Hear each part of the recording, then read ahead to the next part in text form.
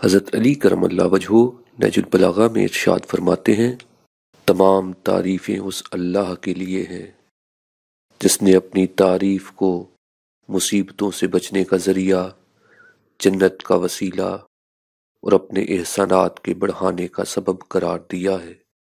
تمام تعریف اس اللہ کے لیے ہے جس کی رحمت سے نا امیدی نہیں اور جس کی نعمتوں سے کسی کا دامن خالی نہیں، نہ اس کی مغفرت اور معافیوں سے کوئی مایوسی ہے اور نہ اس کی عبادت سے کسی کو اعتراض ہو سکتا ہے، نہ اس کی رحمتوں کا سلسلہ ٹوٹتا ہے اور نہ اس کی نعمتوں کا سلسلہ کبھی رکتا ہے۔ تمام تعریف اس اللہ کے لیے ہے جو اپنی تعریف کو نعمتوں سے اور نعمتوں کا سلسلہ شکر سے ملانے والا ہے۔ یا اللہ، تیرے لیے حمد و ثنا ہے، ایسی حمد جو انتہائی درجے تک تجھے محبوب ہو اور تیرے نزدیک ہر تعریف سے بڑھ چڑھ کر ہو۔ حضرت علی علیہ السلام شیطان کے شر سے اللہ کی پناہ یوں مانگتے ہیں، میں اللہ کی حمد و ثنا کرتا ہوں اور ان چیزوں کے لیے اس سے مدد مانگتا ہوں جو شیطان کو دور کرنے والی اور اس کے پھندوں سے اپنی پناہ میں رکھنے والی ہوں۔ تمام تعریف اس اللہ کے لیے ہے جس کی نعمتوں کو گننے والے گن نہیں سکتے۔ اے خدایا، تیری تعریف، تو مالک تعریف ہے، انتہائی تعریف ہے، یعنی لائق حمد ہے، اور تیری حمد ایسی حمد ہے جو تیرے سوا کسی کے لیے سزاوار نہیں۔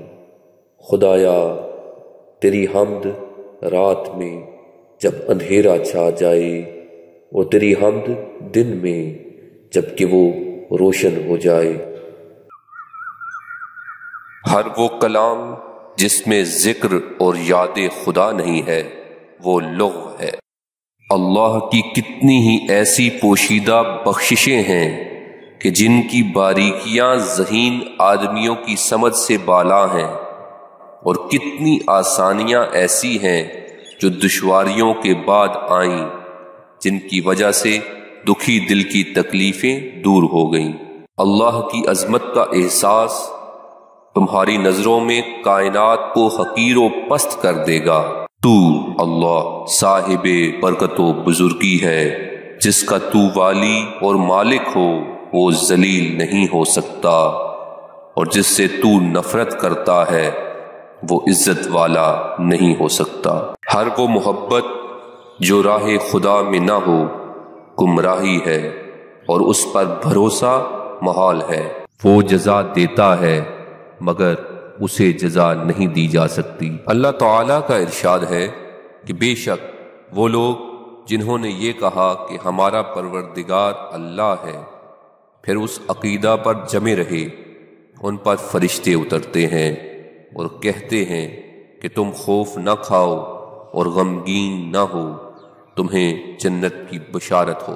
اللہ تعالیٰ کا ارشاد ہے کہ بے شک وہ لوگ جنہوں نے یہ کہا کہ ہمارا پروردگار اللہ ہے، پھر اس عقیدہ پر جمے رہے، ان پر فرشتے اترتے ہیں اور کہتے ہیں کہ تم خوف نہ کھاؤ اور غمگین نہ ہو، تمہیں جنت کی بشارت ہو۔